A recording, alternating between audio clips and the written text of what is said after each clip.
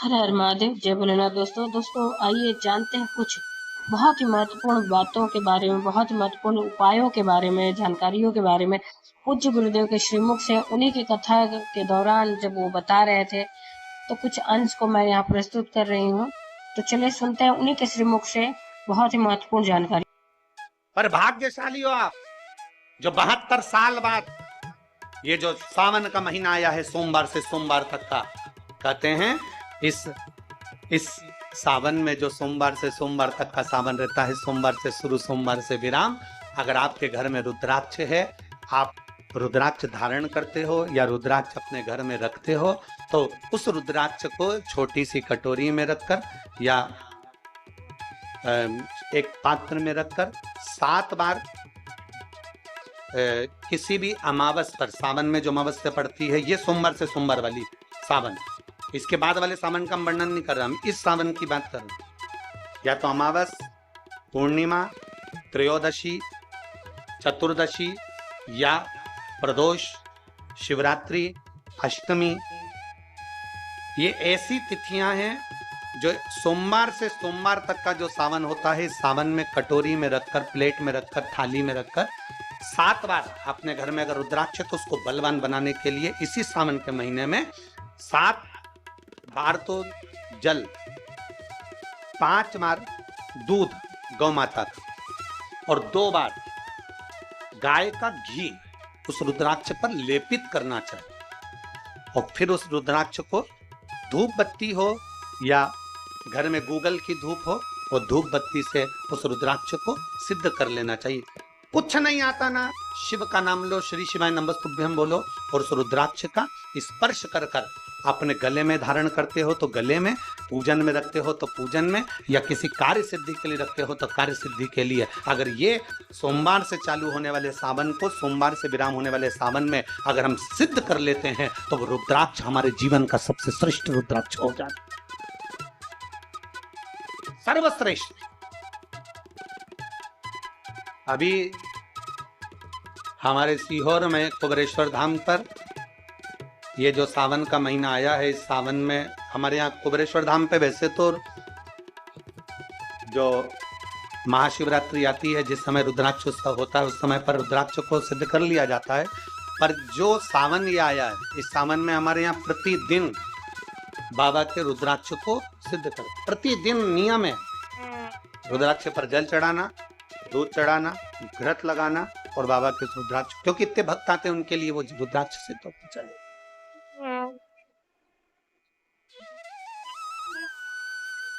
इसी सावन में 4 मुखी 3 रुद्राक्ष, कितने? 4 मुखी कितने? 3। 5 मुखी रुद्राक्ष 3 और 6 मुखी रुद्राक्ष 3। इनके बीच में सवा गांठ लगाई जाती है। 4 रुद्राक्ष कितने? जल्दी बोलो। 4 मुखी रुद्राक्ष कितने? 3। 5 मुखी रुद्राक्ष कितने? 3। 6 मुखी रुद्राक्ष कितने? 3। इनके बीच में सवा गांठ लगाई जाती है।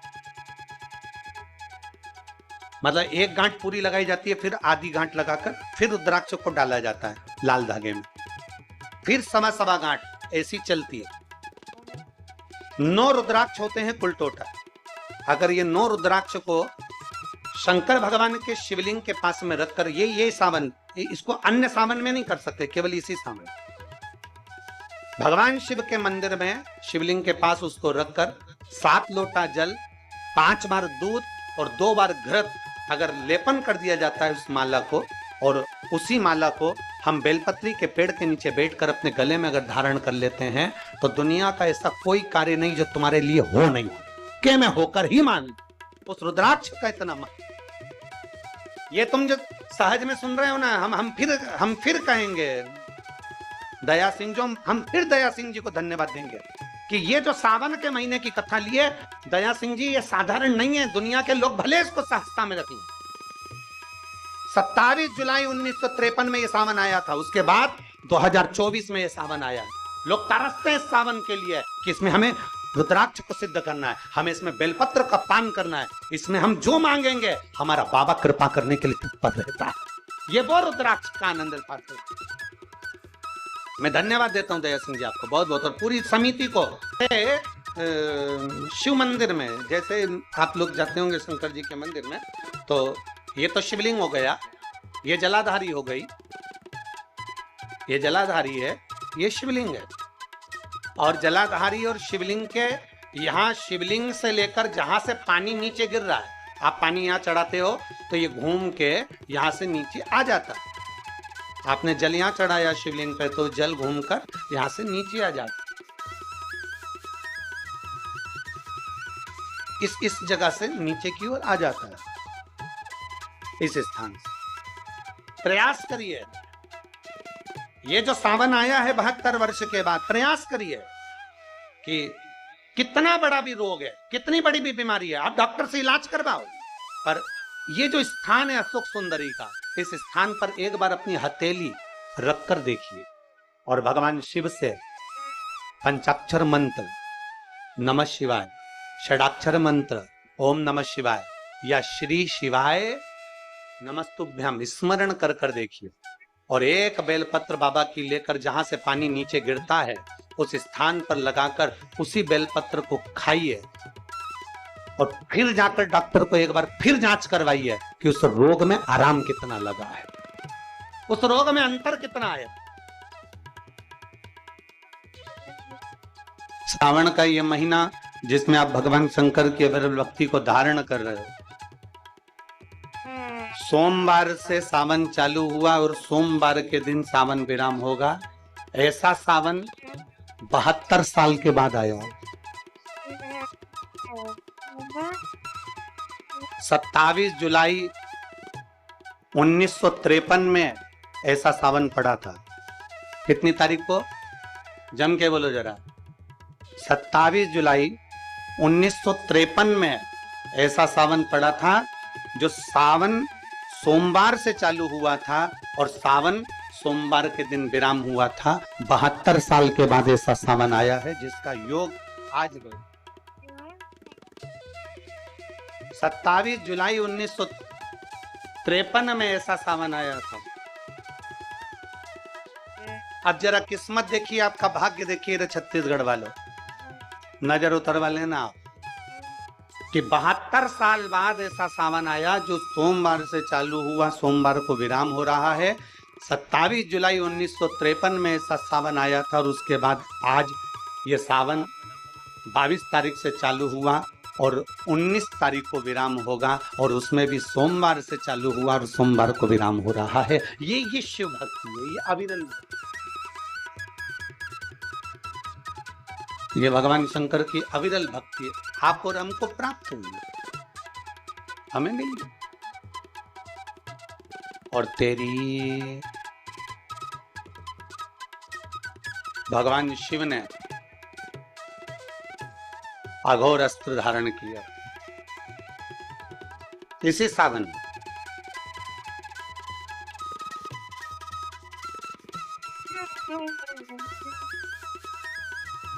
एक त्रिपुरासुर असुर हो गया, 3 पुरियों का निर्माण कर कर वो निवास कर रहा है।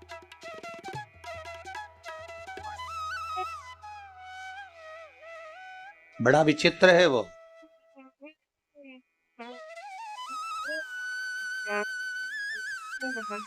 बहुत सावन आते हैं, सारे सावन आते हैं। हर वर्ष सावन का महीना आता है, हर वर्ष श्रावण का सोमवार भी आता है, हर वर्ष प्रदोष भी आती है, हर वर्ष शिवरात्रि भी आती है सावन की, हर वर्ष अष्टमी भी आती है, छठ भी आती है, सब तिथियां आती है।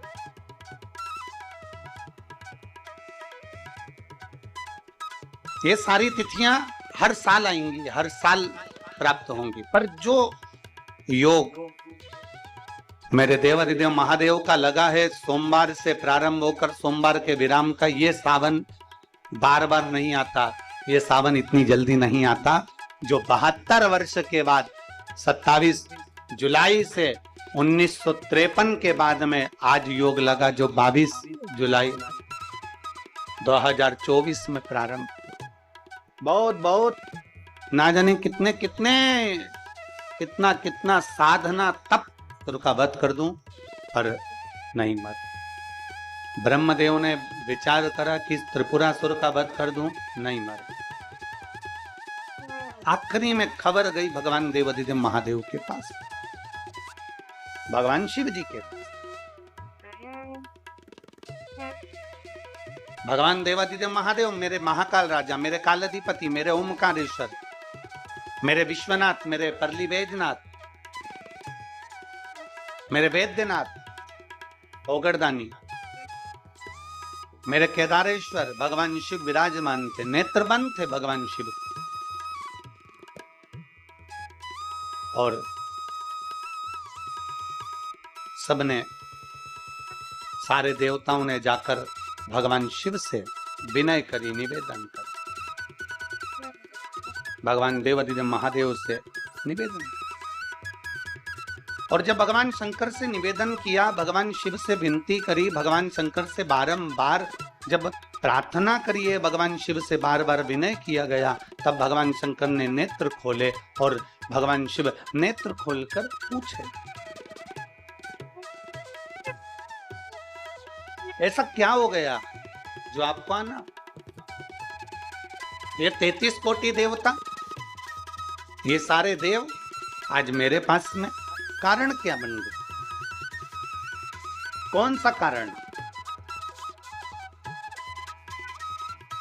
यदि आपसे कोई पूछे कि भगवान शंकर के गले में बासुकी नाग आया, भगवान शंकर के हाथ में त्रिशूल आया, भगवान शंकर के मस्तक पर गंगा आई, भगवान शंकर के मस्तक पर त्रिपुंड आया, भगवान शंकर के नेत्र 2 थे 3 हुए, त्रिनेत्रीधारी कहलाए, त्रिपुंडधारी कहलाए, भगवान शंकर के पास बेलपत्र आई, कोई तुमसे कहे कि शिवजी के गले में रुद्राक्ष आया,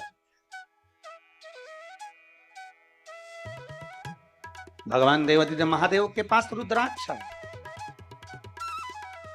कोई तुमसे पूछ ले कि यह रुद्राक्ष का प्रागट्य कब का है, रुद्राक्ष का जन्म कब हुआ,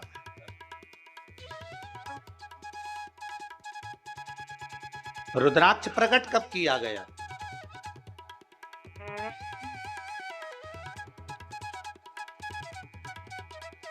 अब जरा बहुत हमसे भी कई लोग पूछते हैं, जितने लोग संसार का क्या हो जाता है कि रुद्राक्ष का जल अमृत के तुल्य हो जाता है और कैंसर जैसा रोग भी समाप्त हो जाता है। तो रुद्राक्ष के जल में ऐसा क्या है?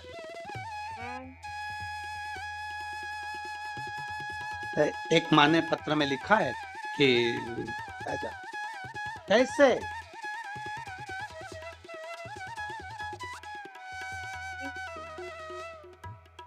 शिव कथा कर रही है, भगवान शंकर का संवाद कर, भगवान देवादिदेव महादेव का चरित्र का शिव महापुराण की कथा कर रही है। त्रिपुरासुर असुर है, 3 पुरियों का निर्माण कर कर उसमें निवास करता है,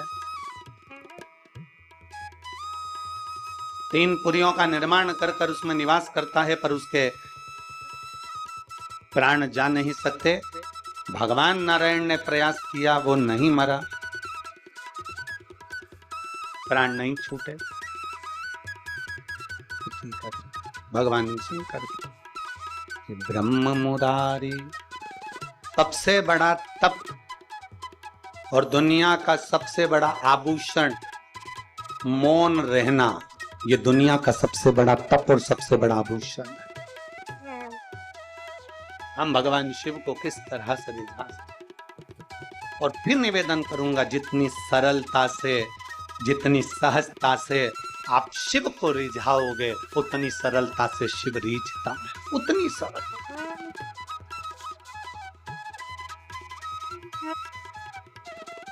आप जितने भाव से भगवान शंकर को रिझाने का प्रयास करोगे, वो उतने भाव से रिझेगा, उतने भाव।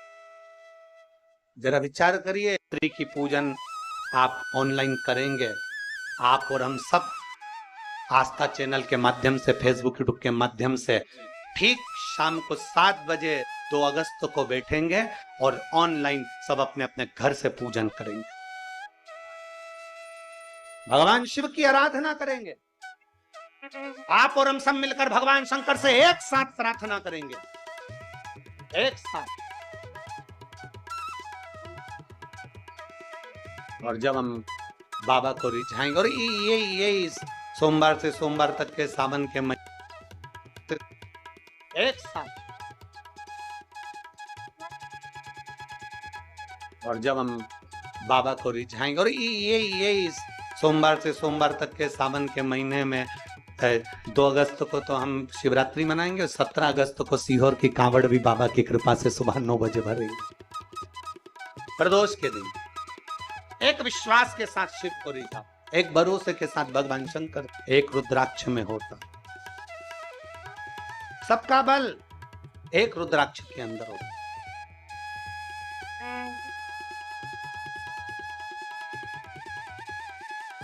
कई जगह पर रुद्राक्ष पर रिसर्च किया जा रहा है, तो वो 2 कंपनी का नाम तो हमको स्मरण में था, मुंबई की, और 1-2 कंपनी काशी की हमारे स्मरण में, पर नाम याद नहीं आता। कई जगह पर रुद्राक्ष पर रिसर्च चल रहा है कि आखिर रुद्राक्ष में ऐसा क्या होता है कि तांबे के कलश में गलाया और उसका पानी शिव जी को चढ़ाकर आचमन किया तो फल मिल जाता, रोग मुक्ति हो जाती है, श्रेष्ठता हो जाती है। कोई बाच रहा है तो वो शिव ही बाच रहा है, इसमें कोई प्रदीप मिश्रा या कोई अन्य महाराज नहीं बाच सकता, बाचने वाला शंकर है। कथा सुन रहा है तो आप नहीं सुन सकते, आप ये 3 घंटा एक जैसे आसन लगा के कहाँ बैठ सकते हो? तुम आधा घंटा कहीं नहीं बैठो, तुम फिल्म देखने जाओ टाकीज में और एक जैसी बस यूं बैठी बैठी रहो, 25 बार तो मूंगफली चबा जाओ, 2-4 बार आइसक्रीम खा जाओ, उतनी देर में भी तुम कहीं सीट पीछे आगे नीचे ऊंचे मर्जी पड़ी। आधे 2 घंटे की फिल्म में 15 मिनट का इंटरवल, फिर चले गए, फिर घूम आए, फिर बैठ गए। अब यहाँ तो तुम्हारे को 1 बजे कथा है, 4 बजे तक, कितनी बजे आके बैठते हो? 10 बजे सवेरे, 9 बजे सवेरे यहाँ आके बैठ जाते हो। अब 9 बजे से पानी की बोतल साथ में, थोड़ा बहुत सामान अपने साथ में, और बच्चे आए हैं तो फिर उनका भी सामान साथ में,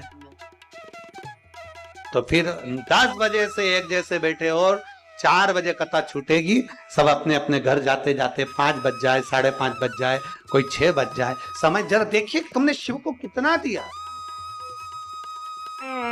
शंकर को कितना समर्पित किया। नर्मदा पुराण कहती है कि जिस नगर में, जिस कॉलोनी में, जिस सोसाइटी में, जिस मोहल्ले में, जिस क्षेत्र में शंकर का शिवलिंग रहता है, शंकर का मंदिर रहता है, वहां कभी अकाल नहीं पड़ता है, वहां शिव संभाल ले। तो उम्मीद करते हैं जानकारी आपको अच्छी और उपयोगी लगी होगी। अगर अच्छी और उपयोगी लगी तो एक लाइक छोटा सा अवश्य करिए। आप पहली बार मेरे चैनल पे आए तो मेरे चैनल को सब्सक्राइब करिए, बेल नोटिफिकेशन अवश्य दबाइए, जिससे आने वाले वीडियो आपको समय से प्राप्त हो सके। दोस्तों कोई भी प्रश्न या सुझाव कमेंट बॉक्स में लिख सकते हैं। फिर मिलते हैं दोस्तों एक नई जानकारी के साथ नए वीडियो में, तब तक के लिए जय भोलेनाथ, हर हर महादेव, श्री शिवाय नमस्तुभ्यम। धन्यवाद दोस्तों।